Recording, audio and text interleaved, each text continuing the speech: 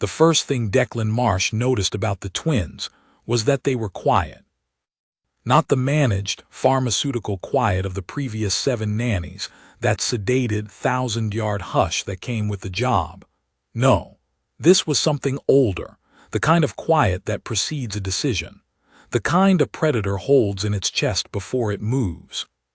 He noticed it from the maintenance corridor, which was the only place in the royal residential block where a level 3 custodial specialist had any business being, and he was there because someone had to be. The atmospheric recyclers in Nursery Suite 1 had been cycling at 3.2 Hz above tolerance for 11 days. 11 days of nobody doing anything about it, because nobody wanted to be the human who knocked on the door of an alien queen's private quarters with a toolbox and an apology. Nobody except the guy they'd stopped caring about. Declan crouched in the maintenance tunnel with his scanner, listening to the harmonics, and heard through the composite wall what sounded like 2 small children playing a game that had no rules and no ending. He heard them shift position on some soft surface. He heard one of them make a sound, not a word, not quite a whine, something that landed somewhere between the two, and then the other answered in kind. And then they fell silent again.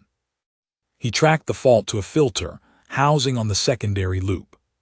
40 minutes of careful work, torquing the replacement into place by touch in the narrow tunnel, no room to use the scanner properly. When he finished, and the harmonics settled back into their proper register, he lay in the tunnel for a moment just listening to the sound of systems working the way they were supposed to work. Then he backed out, collected his tools, and left. He did not think about the children until the next morning, when he was summoned. Commander Voss delivered the news the way she delivered everything. Standing, arms clasped behind her back, face arranged into an expression that meant she had already made the decision and was only presenting it to him as a courtesy. "Effective immediately," she said, "you're reassigned." Declan looked at her across the narrow width of her office. Outside the porthole, Vethara Station's rings rotated in their slow celestial patience. He'd been here 8 months, long enough to learn the rotation, long enough to know what reassigned usually meant in this context. Either you're being moved somewhere worse, or you've accidentally become useful in a way nobody had intended. "What did I do?" he asked. "Nothing." She paused in a way that meant something. "For once, the Queen's household has requested a custodial presence in the nursery suite. Her last nanny departed yesterday." "How many does that make?" Voss's expression didn't change. 7. 7 professional caretaker corp nannies. The best trained childcare specialists in 7 systems, and they want you. He let that sit for a moment. "Because I'm custodial." "Because you're custodial. Because you don't technically count as a nanny, so you won't technically be breaking the pattern. Because Her Highness has specifically requested someone who doesn't perform attachment, and apparently—" Voss consulted something on her datapad with the look of a woman reading someone else's private embarrassment.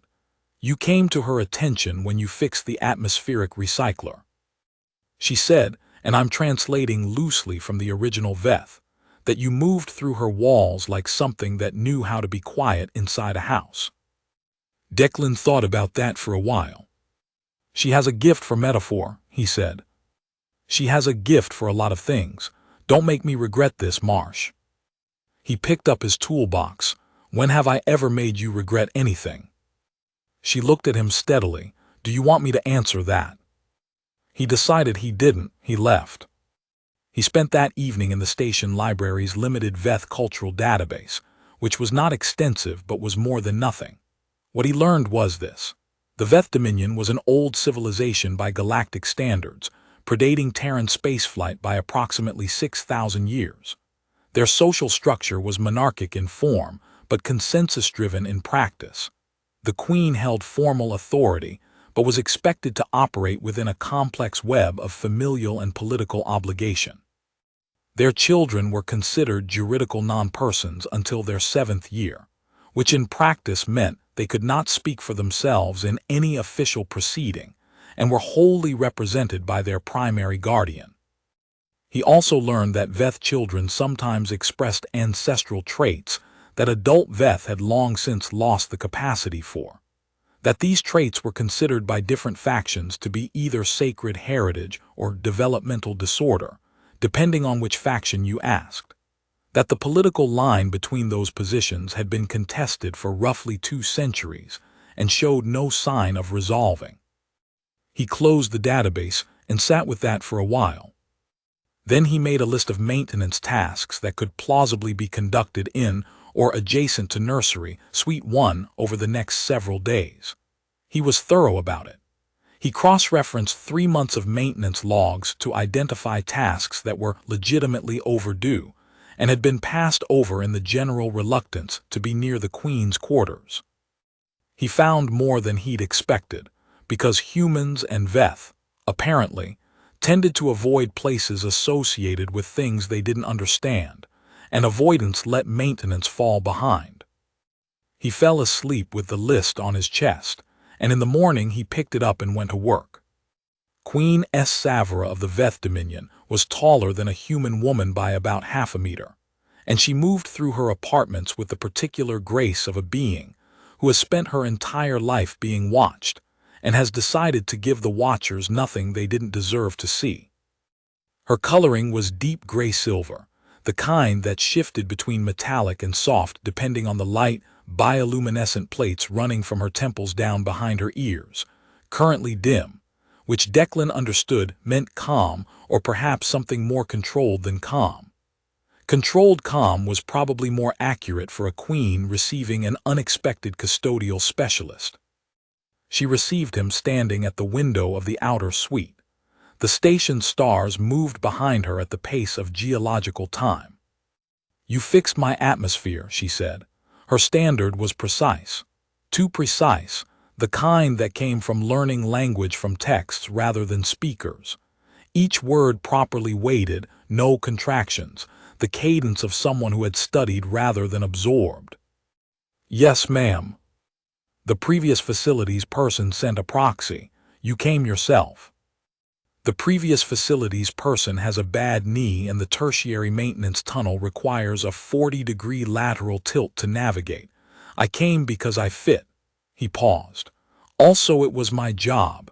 The assignment was mine, so the work is mine." Something shifted in her expression, a very small shift. He filed it. "The proxy did not fix it," she said. "You fixed it in under an hour." The harmonics were off by a specific interval. That interval tells you exactly where to look. There's a filter housing on the secondary loop that collects particulate faster in lower ambient temperature environments. Your nursery suite runs about 4 degrees below standard station temperature.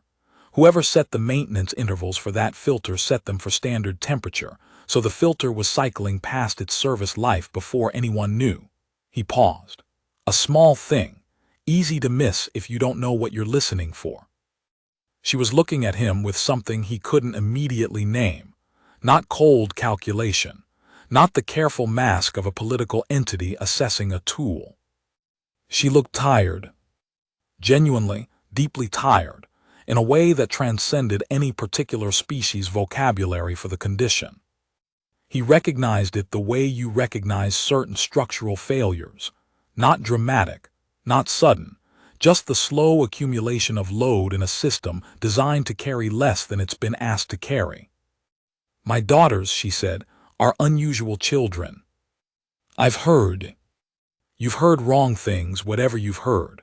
What is said in this station about my daughters reflects the fears of people who find difference confronting." She paused. "But I will not pretend they are easy. They are not easy.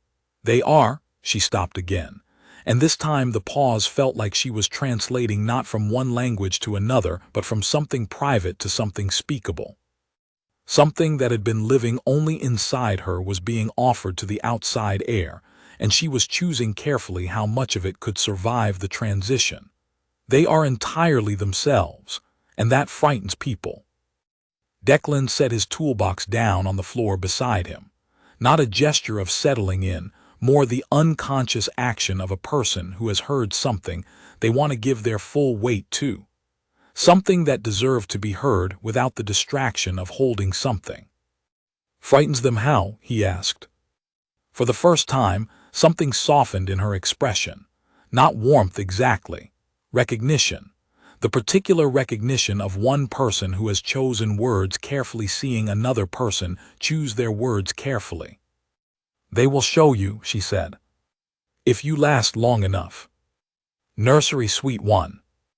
The door opened with a soft hydraulic exhalation, and the smell hit him first, not bad, just different. Something organic under the recycled station air. Clean animal musk and something sweeter, which he identified after a moment as the particular scent of a species that produces natural calming pheromones, currently not in production.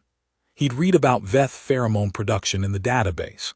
It was supposedly involuntary in adults, triggered by genuine comfort and ease. The absence of it here was its own kind of information.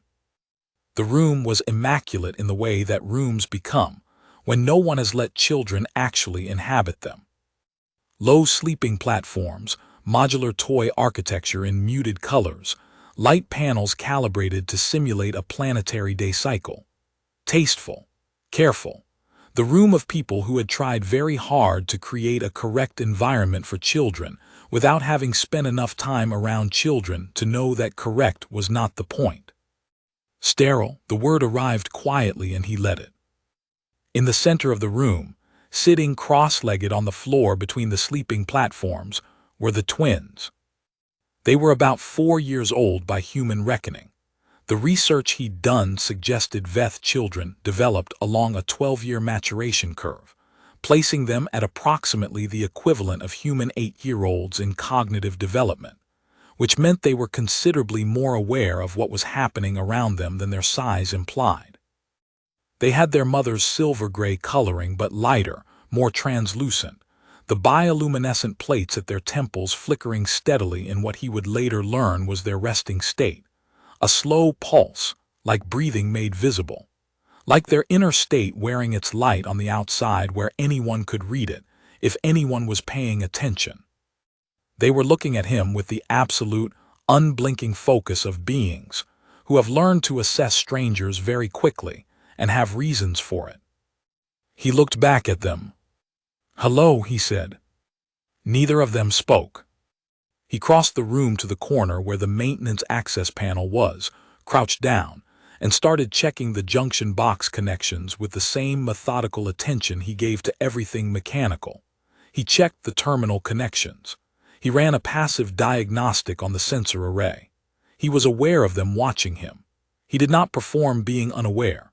He didn't whistle or hum or make the kinds of noises that people make when they want to seem harmless.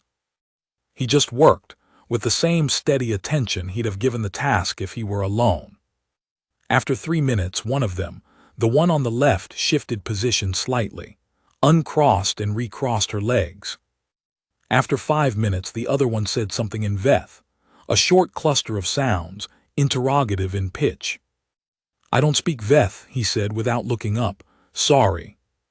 A pause, the kind of pause that involved 2 children exchanging a glance and making a decision. Then in careful, slightly accented standard, "What are you doing?" He glanced back. The one on the right was watching him with her head tilted fractionally to one side.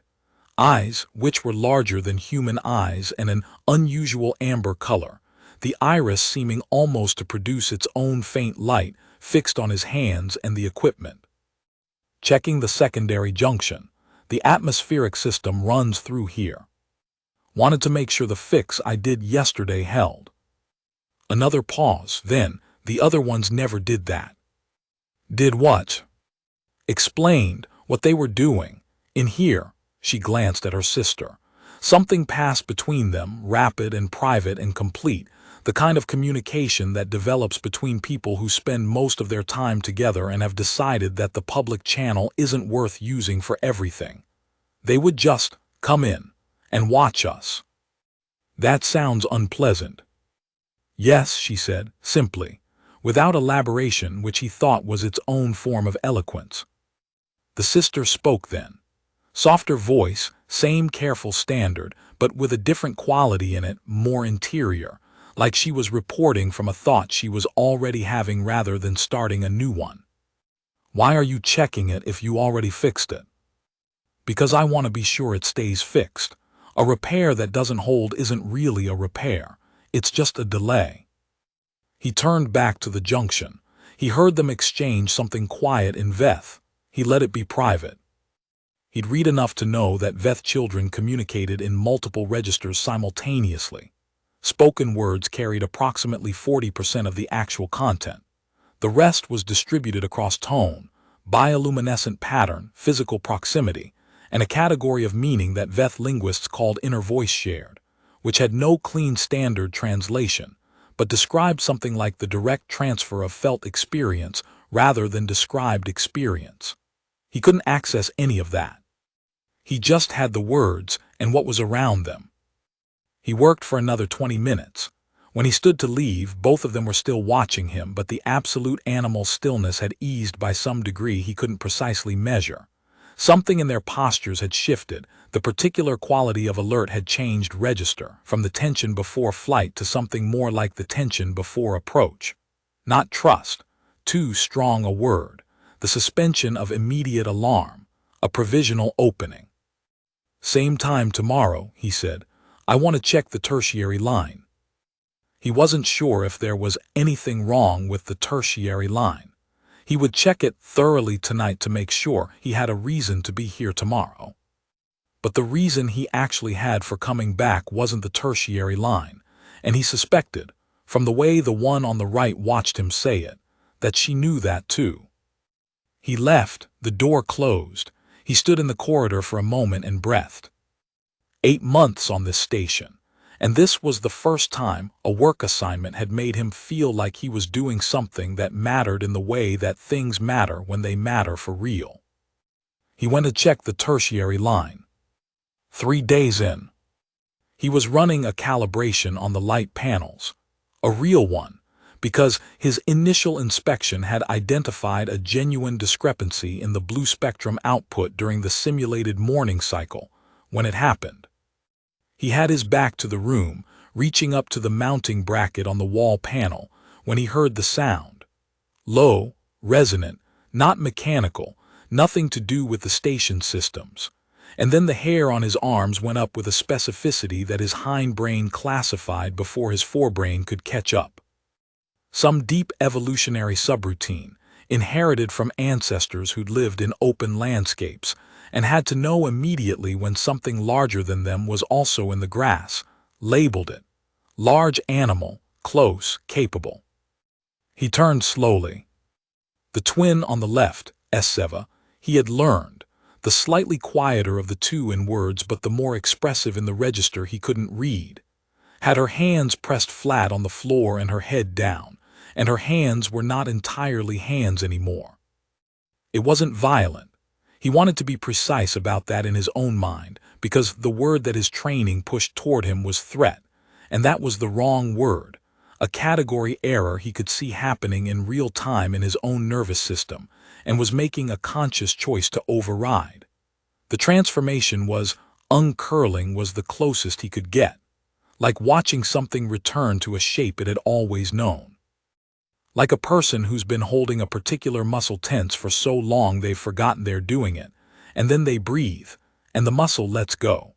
Her fingers were lengthening, the joints restructuring with a sound that was almost entirely quiet, the fine silver gray of her skin deepening and shifting texture at the palms and fingertips.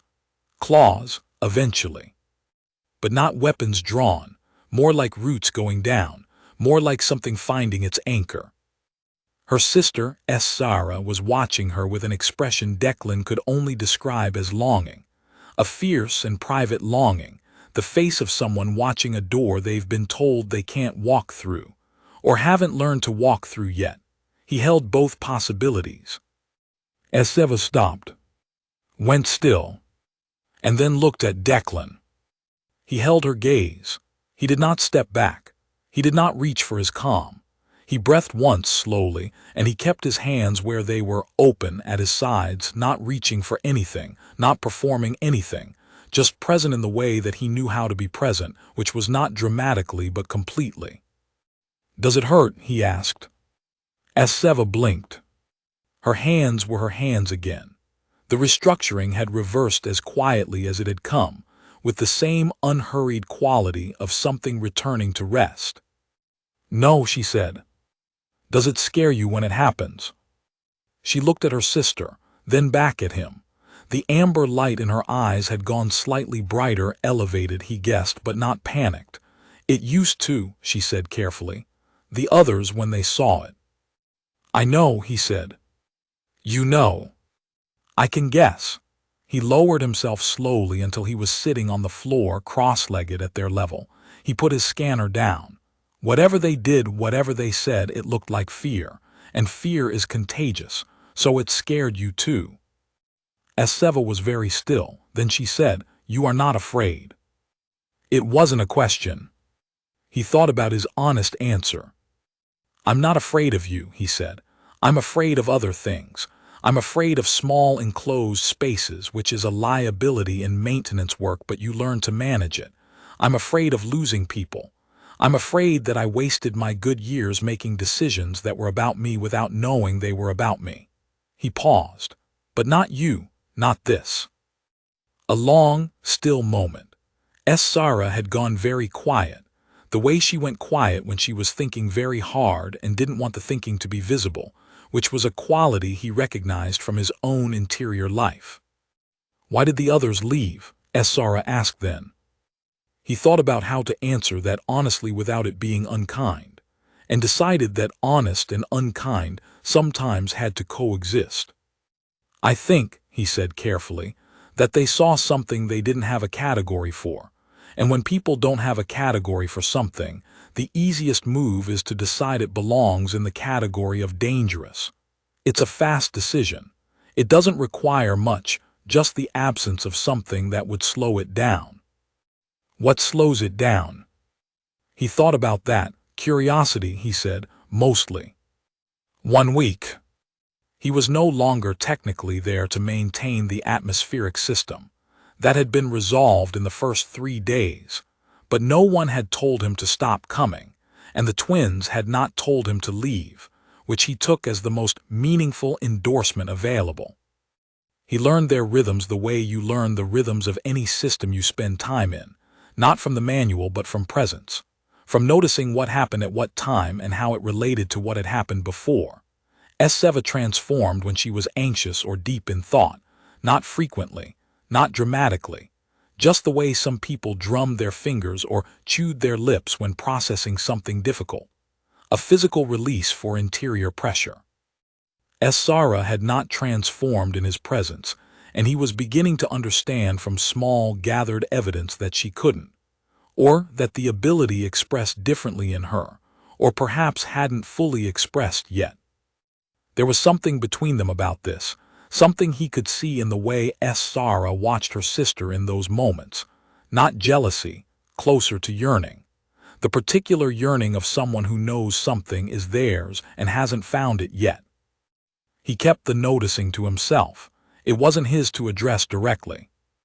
He brought small things. Not gifts. He had a sense they were suspicious of gifts. From a combination of Veth cultural context he'd looked up, and the specific way Sarah's eyes narrowed whenever something was presented as a kindness, but objects with function. A multi-tool he let them examine and ask questions about. He spent 40 minutes one afternoon explaining how each component worked while they listened with the focused attention of engineers being introduced to a new system. A magnetic puzzle he was genuinely working on solving.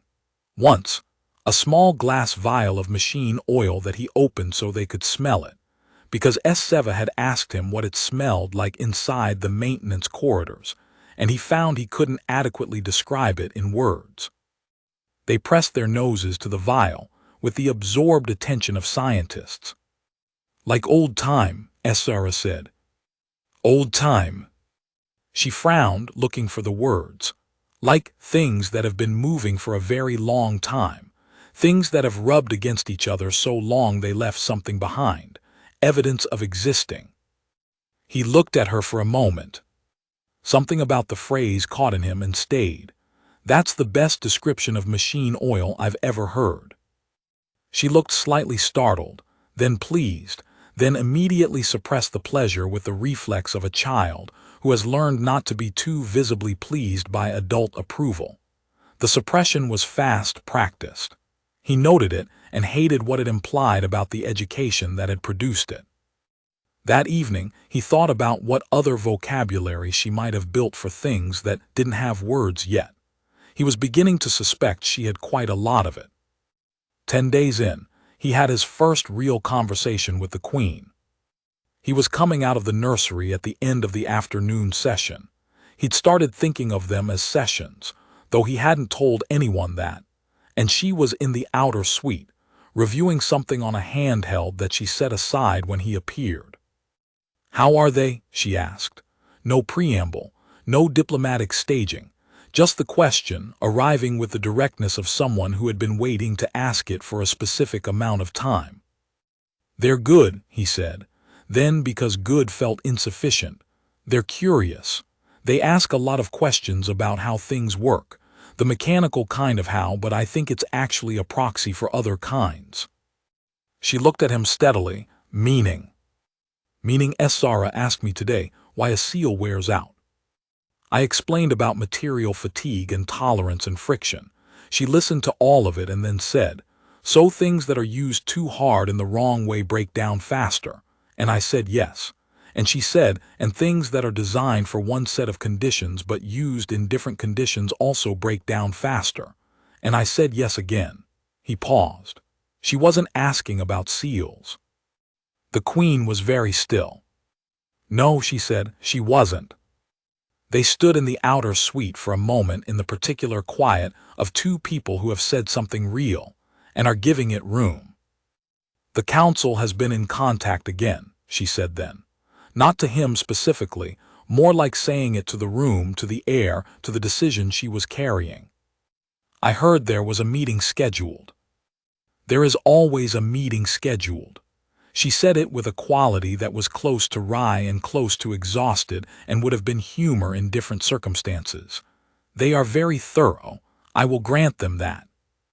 He didn't say anything. He waited. "The language this time," she said, "is about their future, their integration into galactic society. The word they use is trajectory." She picked the word up and held it with something between contempt and sorrow. "As though a child's life is a projectile and we are arguing about the angle." "What do you say back to them?" She looked at him. "I am still working out what to say. The argument they make is not entirely wrong, which is what makes it so difficult. My daughters will live in this galaxy. They will encounter exactly the reactions you encountered when you walked into that room and they saw," she paused, "what they are. And I am their mother. I want to protect them." "I know," he said. "But protection," she stopped. Started again, with the careful attention of someone who is thinking while they speak and knows the thinking is audible. "I am not certain the procedure is protection. I am not certain it is not simply a different shape of harm that arrives more slowly and wears a more acceptable face." He thought about that for a long time that night. He heard about the formal recommendation through channels. It was not intended to reach him. Lyra, a caretaker corp administrator, who was either his friend or the closest available approximation. Their relationship was built primarily on the mutual exchange of information that the station hierarchy would have preferred remain in its appropriate silos, which was a foundation Declan considered quite solid, found him in the utility bay on level 7, and told him while he was elbow-deep in a drainage manifold. The Galactic Developmental Council had issued a formal recommendation, Category 2, not yet a mandate, but issued in language that was already being treated as a mandate by the station's diplomatic corps, which was the Council's preferred method of doing things. They issued recommendations in the voice of mandates, and then let institutional pressure do the remaining work. The twins' shapeshifting capacity, as documented in the exit reports of 7 departing nannies, had been classified under Section 12 of the Developmental Anomaly Protocol. The recommendation was a neural suppression procedure, minimally invasive, supposedly. would not eliminate the transformation capacity entirely, but would install a biological firewall. The Veth term for it translated roughly as a locked door, which Declan thought was accurate in a way the people recommending it had probably not intended. The ability would exist. The door would not open without an external key. The council would hold the key. Declan did not say anything for long enough that the drainage manifold began to complain at him.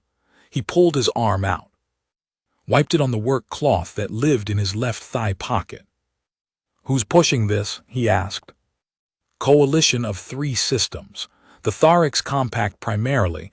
They've been trying to get the developmental anomaly protocol expanded for 2 cycles. This case gives them a high-profile opportunity." Lyra looked at him. "The Queen hasn't refused it. She's thinking. She's being pressured to think. There's a difference, but yes."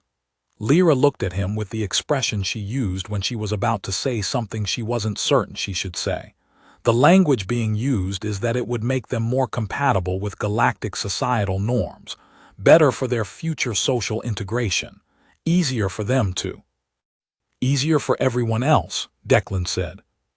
Lyra went quiet. He picked up his toolbox. "Thanks for telling me."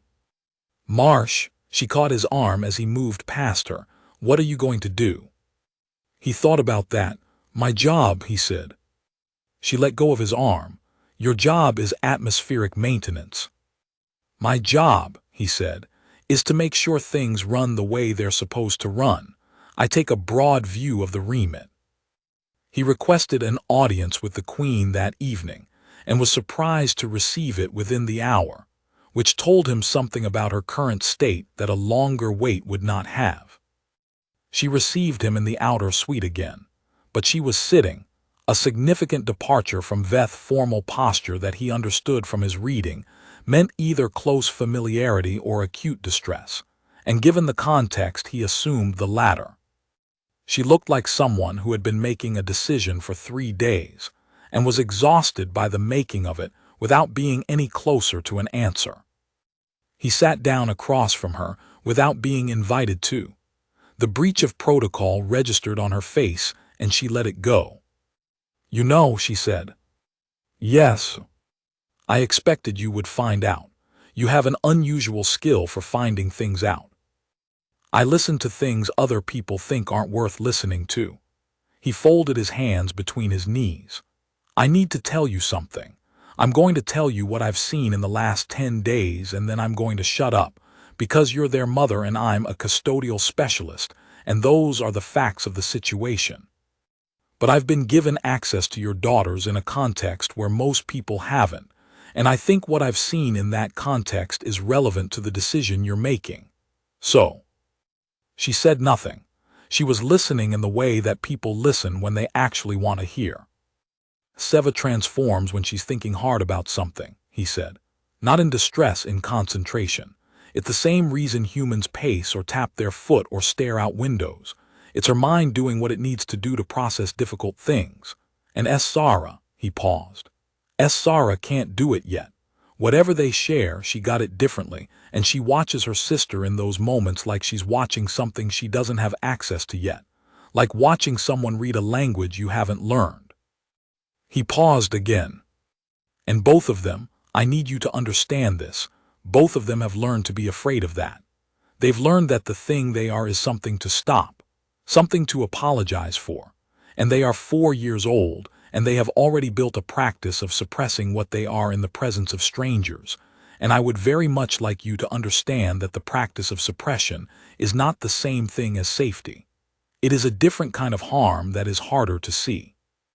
Her bioluminescence pulsed once, sharp and irregular, not the slow resting beat, something faster. "The procedure would," she began. "The procedure would teach them the lesson more efficiently," he said. "It would install the suppression biologically instead of socially. And they would grow up knowing that the thing that makes them who they are had to be locked away so that other people could be comfortable in their presence. And I don't know what that does to a person over time, but I have some relevant data, and I don't think it ends well." The silence was long. You said you have relevant data, she said carefully. He had not planned to say the next thing. He said it. I grew up with something, he said. It's not comparable. I am not comparing the situations. I want to be clear about that. But I spent a long time trying to operate the way I was supposed to operate. The way that worked for people around me. The way that made the room comfortable. And I was good enough at it that I got through 30 years before the machinery finally failed. And I was standing in a supply closet on a military corvette somewhere in the outer systems wondering why I couldn't feel anything that everyone else seemed to feel, and whether I had ever felt anything that everyone else seemed to feel, and whether the version of me that had performed feeling for 30 years was the real version or just a model I had been running. He stopped, breathed. And then I got stationed here because they needed someone to fix things, and they thought I was harmless enough to let near a sensitive diplomatic household. And I don't know what the unlocked version of me would have done with those 30 years. I'm working on finding out. But I know what I lost, and I know where I lost it, and the place I lost it was every time I chose to make the room comfortable instead of being what I actually was. The Queen looked at him for a very long moment. You are not what I expected, she said finally. The words were simple and she said them simply, with the quality of a statement rather than a compliment. No one ever is, he said. With respect, I don't think that's a thing worth being. She sat with that. He stood to go and she said, Thank you, Mr. Marsh, for the atmospheric system, and for the rest. He nodded. He left. He went back to his quarters and lay on his bunk in the dark and looked at the ceiling and thought about the twins' faces when they watched him work. The careful attention of beings who had learned to read adults for threat signals and had spent 10 days slowly, provisionally, revising their assessment of him. He thought about Seva's hands becoming themselves, and then becoming hands again.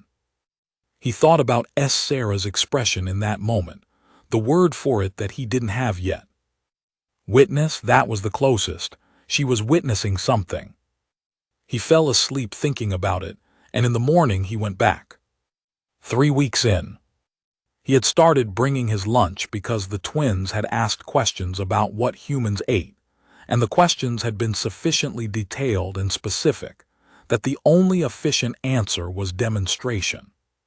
He sat cross-legged on the floor of the nursery while they examined a sandwich with scientific focus, asking about each component in turn, tasting things with a cautious seriousness that he found deeply endearing. Seva bit a corner off a piece of bread and held it on her tongue for 8 seconds before swallowing, then reported to her sister in rapid Veth. She says, Sarah translated, with the slight air of someone performing a professional service, that it tastes like the smell of water on warm stone. Warm stone, he repeated. That is, yes, that's actually correct. Seva looked satisfied. He had learned their names for things. Not all of them. His standard-attuned ear couldn't hold the full phonetic range of Veth, but enough. He knew the word for the low hum the station made that only they could hear, somewhere in a frequency range that Veth hearing accessed and human hearing didn't. He knew the word for the quality of light in the hour before the day cycle panels dimmed, which they found beautiful, and which he had started noticing himself once they pointed it out. Not the light itself changing, but his attention to it changing, which he supposed was the point. He knew the word Sarah had invented, because apparently she invented words, privately and without any particular ceremony, for things that didn't have them yet, for the way it felt to be in a room with someone who wasn't pretending. She told him the word one afternoon quietly, while Seva was examining the multi-tool. What does it mean? He'd asked.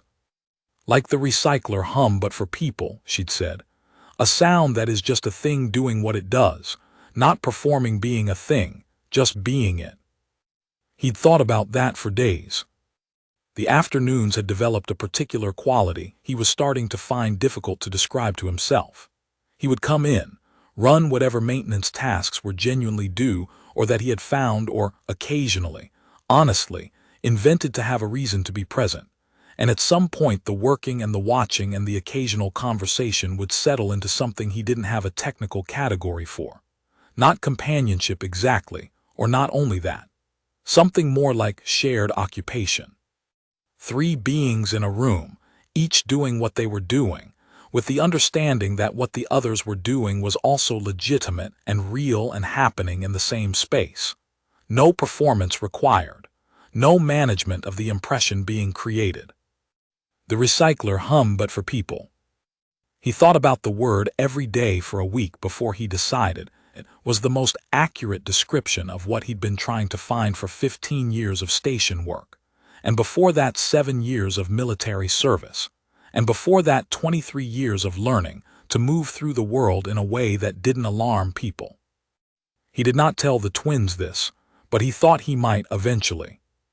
18 days in, he found Seva sitting against the wall of the nursery at 4 in the morning station time, her knees pulled to her chest and her whole body faintly illuminated. Not the resting pulse. Something faster. Something distressed. He had been in the maintenance corridor running a night diagnostic on the power coupling system, which really did need a night diagnostic, and which also ran adjacent to the nursery, when he'd heard the change in the harmonics. A variation too small for most instruments, but he'd been listening to this section of the station long enough that the deviation stood out to him, the way a wrong note stands out to someone who's been playing an instrument for years. He'd knocked quietly on the nursery door, waited, knocked again, heard nothing. Tried the handle because the door wasn't locked.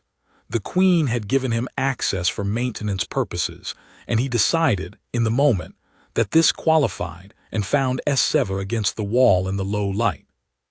He sat down next to her. He didn't turn on the lights. "Couldn't sleep?" he asked.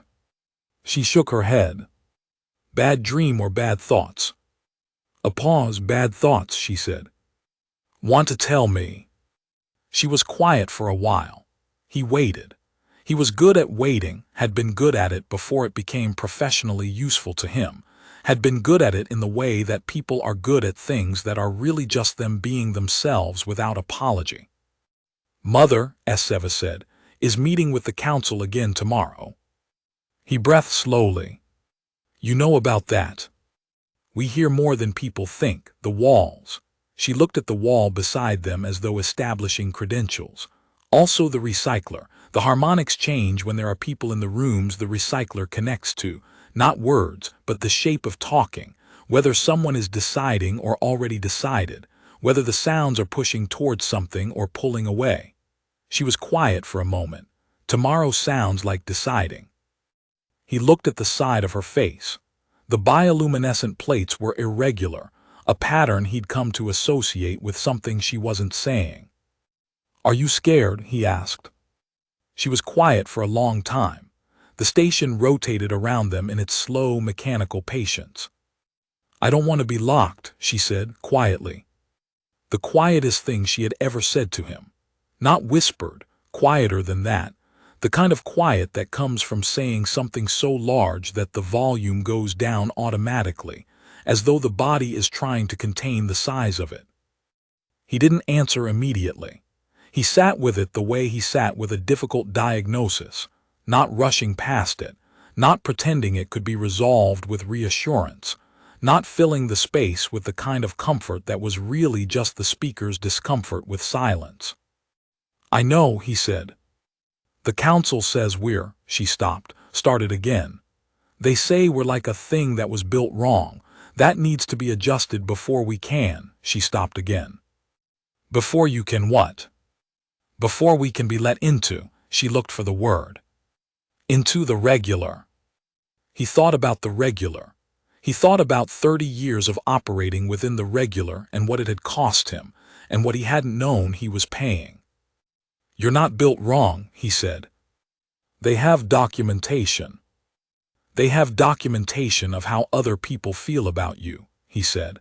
"That's different. You're like a thing that was built for a world the council hasn't made room for yet. That's not the same thing as being built wrong." She was looking at him with that full amber attention, the unblinking assessment that had alarmed the nannies, and that he had stopped reading as alarm and started reading as the only kind of trust she knew how to offer. Complete, unguarded, terribly easily destroyed. "How do you know?" she asked. "Because broken things have to be fixed from outside," he said. "What you are comes from inside. And I've been in maintenance for 15 years, and before that 7 years of military support engineering. I know the difference between a thing that is broken and a thing that is being used in conditions it wasn't designed for. Broken things need repair. Things in the wrong conditions need different conditions." She looked at him for a moment longer. Then she leaned her head against his shoulder with the slow, provisional gravity of a very small person making a very large decision, the kind of decision that involves trusting someone with the weight of yourself and waiting to see if they can hold it. He didn't move. He sat very still and let her. After a while, her bioluminescence steadied. The distressed frequency resolved into something slower and more even, like a system that has been running compensatory load finally getting the filter it needed. He sat there until she was asleep. Then he carefully, very carefully, shifted her onto the sleeping platform and pulled the thermal layer up and went back to the maintenance corridor and sat against the wall and breathed for a while. He thought about the word she'd used. Locked. The way she'd said it with a body that was entirely familiar with trying to be smaller than it was. He went back to his diagnostic. He finished it. He went to his quarters. He did not sleep. The council meeting was the following morning. He was not there. He was not invited, and he had not invited himself. He was in the maintenance corridor that ran behind the council chamber, a corridor that was entirely legitimate for a level 3 custodial specialist to be in, because it accessed the power distribution node for the diplomatic section. And the power distribution node did genuinely require periodic inspection, and he genuinely was inspecting it, with perhaps slightly more time and attention than was strictly necessary. He heard the Queen's voice through the composite, precise, controlled, the quality of voice that is controlled because it has decided to be controlled rather than because it is naturally calm. He heard the council's representative, a thorax bureaucrat from the dialect cadence, laying out the recommendation with the smooth authority of someone delivering a verdict they've already written, the particular confidence of someone who believes the argument is already won. He heard the silences, and then he heard the Queen say, "I want to understand the documented basis for this recommendation." "Your Highness, the exit reports from the 7 Caretaker Corp professionals clearly establish that the behavioral manifestations present a challenge too." "The exit reports," she said, "document the responses of 7 individuals who were frightened by something unfamiliar. That is documentation of their fear. I am asking for documentation of harm. Specifically, documentation of harm caused by my daughters to themselves or to others, as a direct result of the capacity you are recommending we suppress." A pause. "The protocol does not require documented harm. It requires documented deviation from developmental." "Deviation from what standard?" Her voice was very level. "Whose standard? Established by whom, when, on what data set, and did that data set include longitudinal studies of individuals who carry this capacity but were not subjected to suppression? Did it include outcomes comparison? Did it include data on individuals who were subjected to suppression and the long-term effects on their, as you put it, social integration?" Another pause. "I am asking technical questions. I have a technical background in developmental science.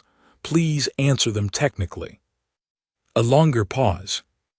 Declan set down his calibration tool. He was smiling. He picked it back up.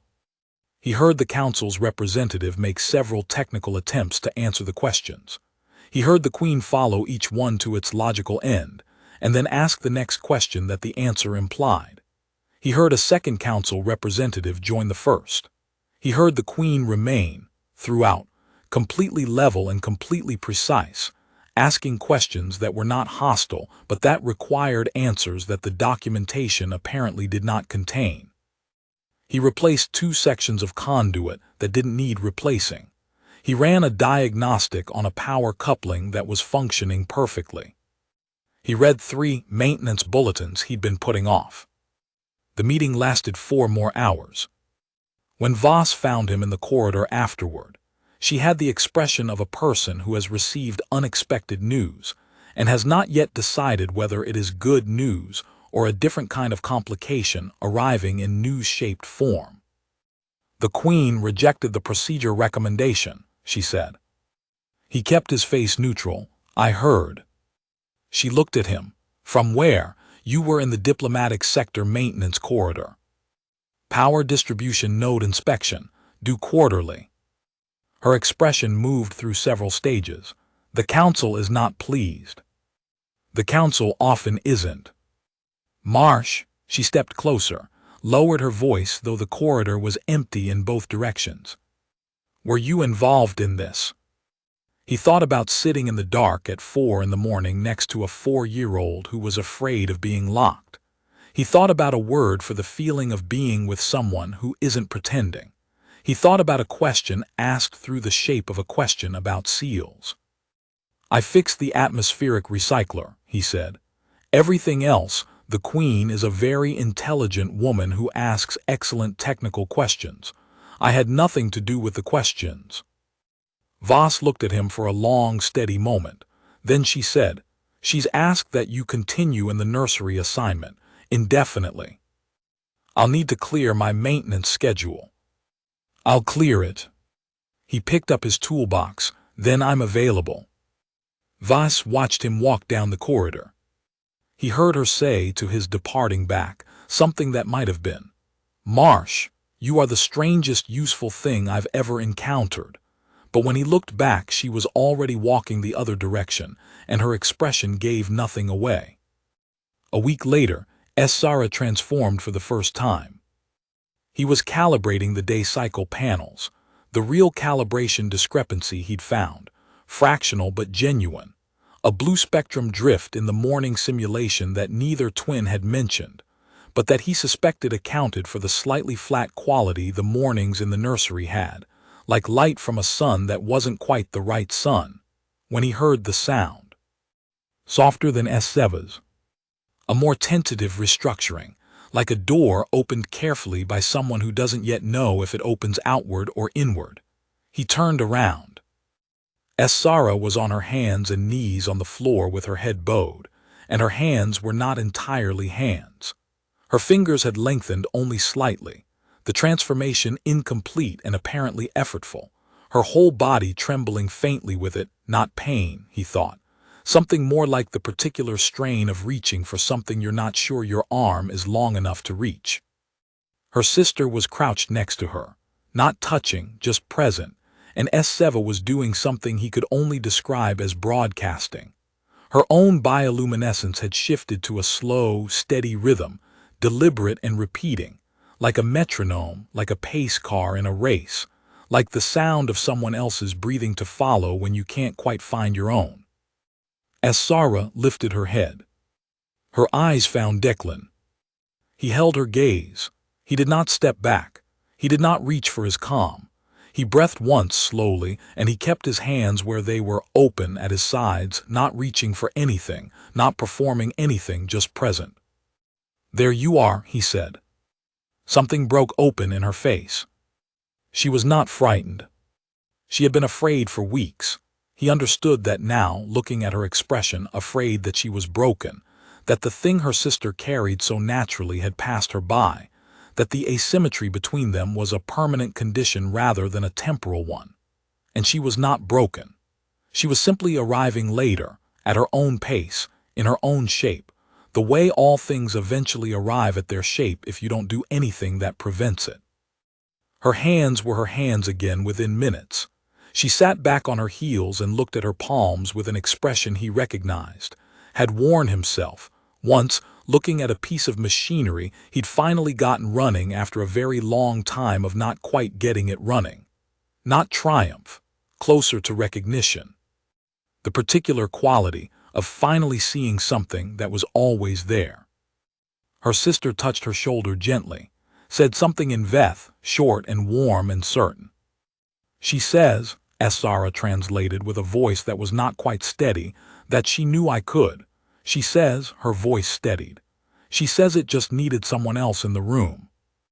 Declan sat down on the floor. That, he said, is very frequently true. He stayed.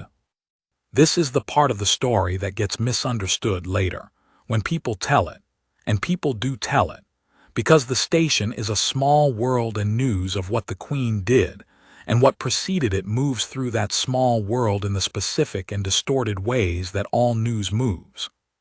What gets misunderstood is that the people telling the story think the important part is the political part, the council recommendation and the Queen's challenge. The procedural precedent it set for developmental anomaly protocol cases across the Dominion, and then the formal review the Dominion requested of the protocol's evidential standards, and then the three-system coalition that formed in response to the review, and then the revised framework that was eventually, 17 months later, in a process that Declan read about in station dispatches while recalibrating a water recycling system on level 4, adopted as the new standard. Those things are real, those things matter. He reads the reports when they filter down to him, and he is genuinely, quietly proud of them in the way that a person is proud of something they had a small hand in making possible. Not the hand that built the thing, but the hand that maybe turned the right valve at the right time so that the system could do what it was already trying to do. But the part he thinks about, the part he carries when he's in the maintenance corridors in the early morning before the station day cycle begins, and the light is the particular quality that Seva says is the color of things being remembered, is smaller. It's a 4-year-old asking him what he's doing with his hands while he works. It's the smell of machine oil described as evidence of existing. It's the word Sarah made up, which he learned and practices in the maintenance corridors because the acoustics are good and it deserves to be said properly. The word that means the sound of a presence that isn't performing, the frequency of a thing just being itself in a room. He thought about it sometimes as a kind of maintenance. Not repair, not installation, not intervention, just the same quality of attention he brought to any system he was responsible for, present, unhurried, listening for what the harmonics told him about what was actually happening rather than what the reports said should be happening, trusting the thing he could hear over the documentation of what should be audible. The twins were his best teachers in the end. Seva had taught him that transformation was not threat, that the categories he'd inherited for reading a room were too narrow to contain everything a room might hold. Sarah had taught him that arrival takes time, and that the correct response to something still arriving is to be present for the arrival rather than to decide in advance whether what's arriving deserves to get here. He brought them things, books about engineering and books about old Terran natural history, because Seva had asked what Earth animals looked like, and he'd realized he didn't have a good answer. He brought printouts of topographic maps because Sarah had asked what a mountain was, and he'd spent 45 minutes explaining it and still wasn't satisfied with his explanation, so he showed her a picture, and she'd said, "Oh, like the station but slower," and he'd thought about that for days. The nursery was no longer sterile. It was inhabited. It had the particular quality of a space that has been lived in by things that are entirely themselves. A certain comfortable disorder, objects in positions that made sense only to the people who'd put them there, a set of associations and private jokes and shared references that had accumulated over weeks of shared occupation. He thought about that word the Queen had used in their first meeting, entirely themselves. He thought about what it had taken for her daughters to be entirely themselves in his presence, the days of watching, the slow provisional revision of threat assessment, the moment when something settled and they stopped performing safe and started just being present. He thought about what it had cost them before to stop. He thought about the things it had cost him before. The 30 years of operating in conditions that required him to be something other than what he was. The supply closet on the Corvette where the machinery had finally given out. He thought about arriving here, to this station, to this assignment, to this particular maintenance corridor with its particular harmonics, and finding not what he'd expected to find, which was nothing, work being work, but something that felt, for the first time in a long time, like the right conditions. Different conditions, not repair. He went back every morning. He went back the morning after the council meeting, and the morning after Sarah's first transformation, and the morning after the day cycle panels were finally calibrated to the exact color temperature that Seva described as the light that things glow when they are remembered, which he'd spent 3 days getting right, and which she'd assessed with the same serious scientific attention she gave to everything, and then nodded once briefly, with the air of someone confirming an answer they'd already known.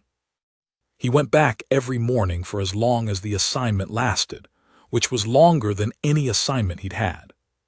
He went back every morning and the atmospheric recycler ran at exactly the right frequency, and the light was 4% warmer than station standard, and the room smelled faintly of machine oil and Veth cooking, and the particular scent of beings who were entirely themselves, pheromones finally, quietly, in production.